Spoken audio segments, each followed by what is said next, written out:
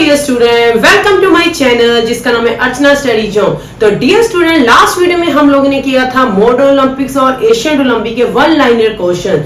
तो आज का जो हमारा टॉपिक है वो बहुत ही इंटरेस्टिंग टॉपिक होने वाला है, क्योंकि ये जो टॉपिक है वो है history of physical education in Greek. और ये जो टॉपिक्स हैं वो जो स्टूडेंट बीपीई कर रहे हैं और बीपी ऐड कर रहे हैं उनके लिए बहुत ही ज्यादा यूजफुल होने वाला है। चलो मेरी वीडियो को बिल्कुल भी स्किप मत कीजिए, सारी वीडियो देखिए। तो चलो शुरू करते हैं आज का टॉपिक। तो जो आज का हमारा टॉपिक है वो है history of physical education in Greek. तो ग्रीस में फिजिकल एजुकेशन प्रणाली कैसी थी उसके बारे में हम सब ये टॉपिक्स में पढ़ेंगे। तो डियर स्टूडेंट, आप सबको पता ही है ये जो ग्रीस है उसको फिजिकल एजुकेशन का जन्म स्थान माना जाता है, क्योंकि जो वहां के लोग थे वो sound mind lives in a sound body पे बिलीव करते थे। जो सबसे पहले 776 ईस्वी जो एशियन ओलंपिक्स गेम्स हुए थी वो एक सिर्फ धार्मिक उत्सव के रूप में मनाई जाती थी, जो आज के टाइम में बहुत ही बड़ा खेल के रूप में हम सब देखते हैं, जिसको ओलंपिक्स बोलते हैं। तो डियर स्टूडेंट्स, जो फिजिकल एजुकेशन प्रणाली को ग्रीस में 4 पार्ट्स में डिवाइड किया गया है। सबसे पहले है होमरिक पीरियड, दूसरा है स्पार्टा पीरियड, थर्ड है अर्ली एथेंस एंड फोर्थ है लेटर एथेंस। तो आज हम जो बात करेंगे सबसे पहले हम करेंगे होमरिक पीरियड के बारे में। तो जो होमरिक पीरियड था, इस काल में जो फिजिकल एजुकेशन थी बहुत ही इंपॉर्टेंट थी, क्योंकि इस काल में जो मतलब कि जो फिजिकल एजुकेशन करवाई जाती थी वो सिर्फ मिलिट्री ट्रेनिंग के लिए ही करवाई जाती थी। जो इस पीरियड में जो सबसे इंपॉर्टेंट है वो है इलियड एंड ओडिसी। जो इलियड एंड ओडिसी ये जो होमरिक पीरियड में सबसे बड़े 2 महाकाव्य हुए हैं, इनको लिखा किसने था? होमर ने। किसने लिखा था इसको? होमर ने। क्या लिखा था उन्होंने? 2 महाकाव्य पेपर में पूछते हैं, इलियड ओडिसी किसने लिखे? तो इसका आंसर है होमर। तो इसको आप अच्छे से अपनी कॉपी में लिख लीजिए। उसके बाद इसी वजह से इस काल को होमरिक पीरियड कहा जाता है। इस काल में बहुत ज्यादा रिटन रिकॉर्ड नहीं है, इसी वजह से जितना भी हमें जो भी कुछ हमें मिलता है वो सिर्फ इन 2 महाकाव्य से ही मिलता है, जो है इलियड एंड ओडिसी। इसी इलियड और ओडिसी हमें पता चलता है कि उस टाइम के जो लोग थे उनका ऑक्यूपेशन पशुपालन और खेती करना था, और इस टाइम में जो एजुकेशन सिस्टम प्रणाली थी वो थी मैन ऑफ एक्शन। इसको भी अच्छे से लिख लीजिए, कई बार पेपर में पूछते हैं इसको भी कि होमरिक पीरियड में एजुकेशन सिस्टम कैसा था। तो वो मैन ऑफ एक्शन और मैन ऑफ विजडम पे बिलीव करते थे। मैन ऑफ एक्शन और मैन ऑफ विजडम पे बिलीव करते थे। मतलब मैन ऑफ एक्शन का मतलब जो पर्सन साहसी होता था उसको मतलब को उसकी ज्यादा वैल्यू होती थी, और मैन ऑफ विजडम मतलब जो व्यक्ति साहसी के साथ साथ एक्टिव के साथ साथ बुद्धिमान की तरह भी काम करता था। ओके डियर स्टूडेंट्स, तो इस काल में सिर्फ इतना ही है। और इसके बाद इस काल को डार्क एज कहा जाता है। Dark as. डार्क एज इसीलिए कहा जाता है क्योंकि इस काल का कोई भी रिटन रिकॉर्ड नहीं है। No written record. इसी वजह से इसको डार्क एज कहा जाता है। ओके डियर स्टूडेंट, इसको अपनी कॉपी में लिखिए। हम इसमें सिर्फ जो इंपॉर्टेंट जो पेपर में पूछे जाते हैं वही डिस्कस करेंगे। जैसे कौन से महाकाव्य थे? Iliad and Odyssey. इसको कौन सा काल कहा जाता है? इसको डार्क एज कहा जाता था।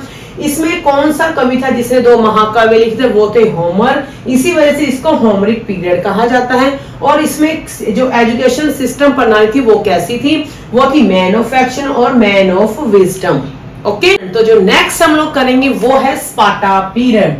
तो डियर स्टूडेंट, इस पीरियड को क्लासिकल एज भी कहा जाता है। ये भी आप लोग को याद रखना है।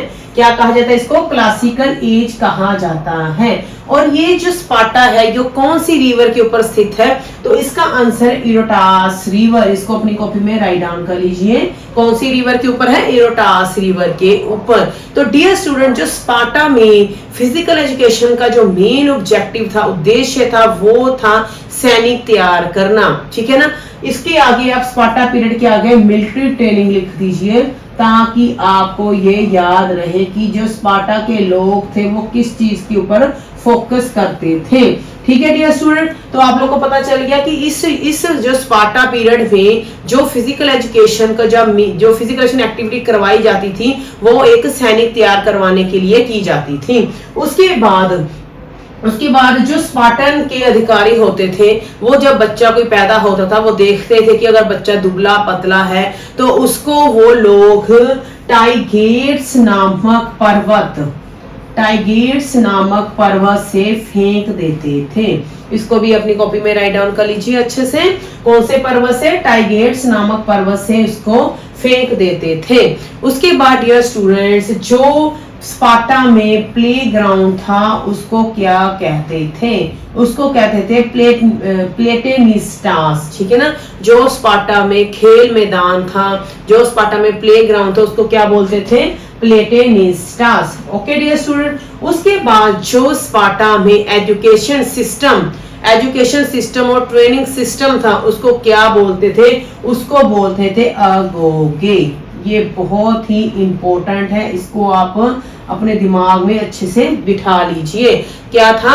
जो स्पार्टा में एजुकेशन सिस्टम और ट्रेनिंग सिस्टम था उसको क्या बोलते थे? अगोगे बोलते थे। 7 साल तक बच्चा अपनी माँ के पास रहता था, उसके बाद उसको फिजिकल ट्रेनिंग के लिए अगोगे में भेज दिया जाता था, जहाँ पे उनको रेसलिंग, दौड़ वगैरह गेम्स मतलब कि फिजिकली तौर पे फिट किया जाता था ताकि वो एक अच्छे सैनिक बन सके। स्पार्टा में जो फिजिकल एजुकेशन का, जो मैं आपको पहले बता चुकी हूँ, जो मेन मोटिव था वो था सैनिक तैयार करना। ओके डियर स्टूडेंट, इसमें से कई क्वेश्चन बन गए हैं। जैसे इस काल को क्या कहा जाता है? इसको काल को क्लासिकल एज कहा जाता है। ये कौन सी रिवर के ऊपर स्थित है? इरोटास नामक रिवर के ऊपर स्थित है। इसमें मिलिट्री ट्रेनिंग दी जाती थी। कौन से पर्वत से बच्चों को फेंका जाता है? टाइगेट्स नामक पर्वत से। और जो प्ले ग्राउंड था उसको क्या कहा जाता है? उसको कहा जाता है प्लेटेनिस्टास। उसके बाद जो वहाँ की जो स्पार्टा की एजुकेशन सिस्टम प्रणाली थी उसको क्या बोलते थे? उसको बोलते थे अगोगे। है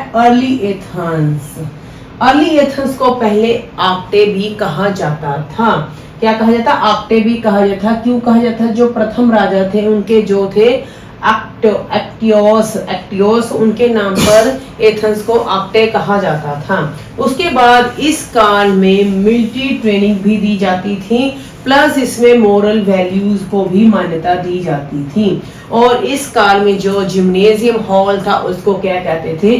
प्लेक्स्ट्रा कहा जाता था। और इस काल में फिजिकल ट्रेनिंग के साथ साथ, फिजिकली एक्सरसाइज के साथ साथ म्यूजिक स्कूल भी थे जिसको डिडास कैलम कहा जाता था।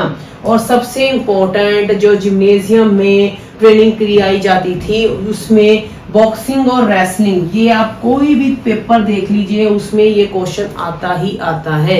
बॉक्सिंग और रेसलिंग के मिश्रण को क्या कहा जाता है? तो उसको कहा जाता है पैनक्रेशन। इसको आप अच्छे से याद कर लीजिए। कौन कौन सी गेम, कई बार इसमें कोई जुडो लिख देते हैं, कोई और गेम लिख देते हैं, बट आपको याद रखना है कि कौन सी बॉक्सिंग और रेसलिंग का जो मिश्रण होता है उसको कहते हैं पैनक्रिएशन। उसके बाद इस काल में बहुत सारे गेम्स प्रोग्राम करवाए जाते थे जिसको कहा जाता था पेनहेलेनिक। इस काल को पेनहेलेनिक काल भी शायद कहा जाता है। ठीक है, तो इसमें जो गेम्स प्रोग्राम होते थे उसको पेनहेलेनिक कहा जाता था। और इस समारोह में कौन कौन सी गेम्स होती थी? एक तो आपको पता ही है, ओलंपिक गेम्स होगी, उसके बाद पाइथियन हो गई, इस्थीमियन होगी और नीमियन होगी। इसके बारे में मैंने बहुत डिटेल में अपनी जो पहले की वीडियो उसमें बताया है। आप लोग मेरी चैनल पर जाकर वो वीडियो आप लोग देख सकते। इसको हेलेनिस्टिक एथेंस भी कहा जाता था।